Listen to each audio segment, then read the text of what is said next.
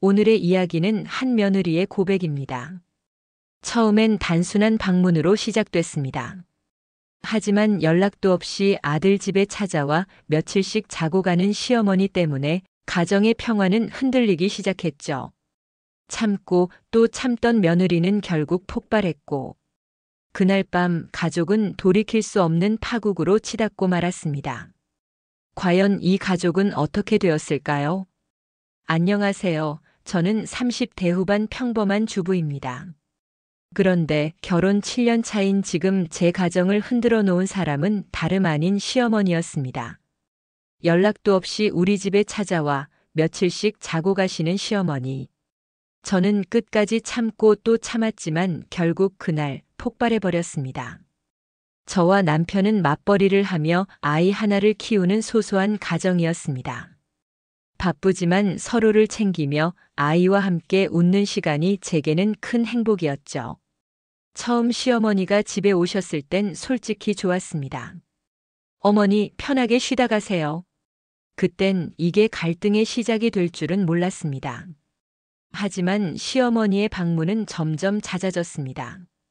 연락도 없이 현관 비밀번호를 누르고 들어오셔서는 소파에 앉아 드라마를 보시곤 했죠. 심지어 며칠씩 자고 가시는 일도 많아졌습니다. 저는 속으로 불편했지만 겉으로는 웃으며 말했습니다. 어머니, 뭐 드실래요? 제가 준비해 드릴게요. 하지만 마음속 불편함은 차곡차곡 쌓여만 갔습니다. 어느 날 퇴근하고 돌아왔을 때 저는 너무 화가 났습니다. 아침에 힘들게 준비해둔 아이 반찬이 싹 사라져 있었기 때문입니다. 어머니, 그건 내일 아이 주려고 만든 반찬인데요. 아이고, 그런 거 또 만들면 되지. 내가 배고파서 좀 먹었어. 그날 밤 저는 남편에게 말했습니다. 여보, 제발 어머니께 말씀 좀 드려. 아무리 가족이라지만 연락도 없이 오시는 건 좀 힘들어. 하지만 남편은 고개를 숙이며 말했습니다. 당신이 좀만 참아주면 안 될까? 엄마가 외롭잖아. 그 말은 제 마음을 더 무너뜨렸습니다. 그러던 어느 날 밤이었습니다. 아이를 재우고 겨우 누웠는데 현관 비밀번호 소리가 들렸습니다. 또 오셨구나. 불 꺼진 거실에 시어머니가 캐리어를 끌고 들어왔습니다. 오늘도 여기서 잘게. 저는 속이 부글부글 끓어올랐습니다. 그날 밤 주방에서 시어머니는 제 반찬통을 뒤적이며 말했습니다. 지연아, 이 반찬은 왜 이렇게 신 겁니다? 며느리 음식 솜씨가 좀 그렇구나. 순간 제 안에서 뭔가가 뚝 하고 끊어졌습니다. 저는 울먹이며 외쳤습니다. 어머니, 제발 이제 그만하세요. 연락도 없이 오시고 집안 뒤지고 제가 하는 모든 걸 간섭하시잖아요. 여기는 제 집입니다. 서로의 사생활을 존중해 주세요. 저도 편히 숨 쉴 권리가 있어요. 순간 거실은 정적에 휩싸였습니다. 시어머니는 화들짝 놀라며 얼굴이 굳었고 남편은 당황해 아무 말도 못했습니다. 시어머니의 목소리가 떨리며 터져 나왔습니다. 뭐라고?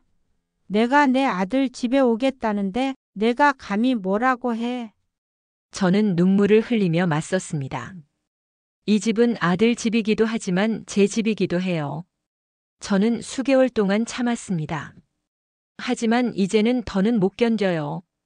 그 순간 아이 방 문이 삐걱 열리며 우리 아이가 눈을 비비고 나왔습니다.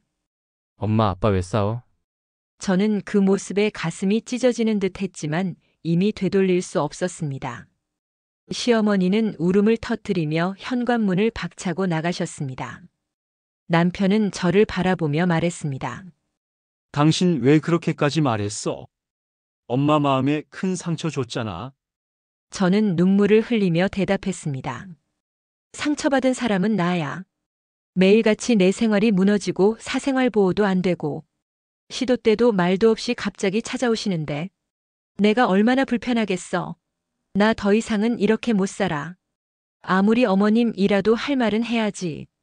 당신 어머님이 그렇게 좋으면 어머님 집 가서 살아. 그날 밤 우리 집은 완전히 무너져 내렸습니다. 며칠 동안 남편과 냉전이 이어졌습니다. 시어머니는 친척들에게 며느리가 나를 집에서 쫓아냈다고 말하고 다니셨고, 저는 불효자 며느리라는 꼬리표를 달게 됐습니다. 친구에게 털어놓자 친구는 말했습니다. 네가 잘못한 게 아니야. 가족이라도 지켜야 할 선이 있는 거지. 어머님이 잘못하셨네. 요즘 시대가 어떤 때인데 아들 집에 시도 때도 없이 찾아오시는 건 좀 그래. 그동안 마음고생 많았겠다.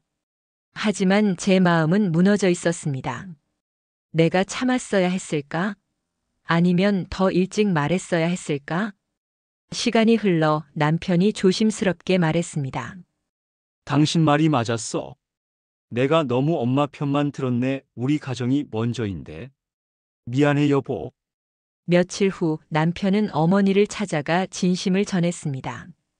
엄마, 지연이 정말 힘들었대. 연락만 하고 와도 다를 거야. 우리 가정도 존중해줘. 그리고 앞으로는 오는 횟수를 좀 줄여주셨으면 해요, 어머니.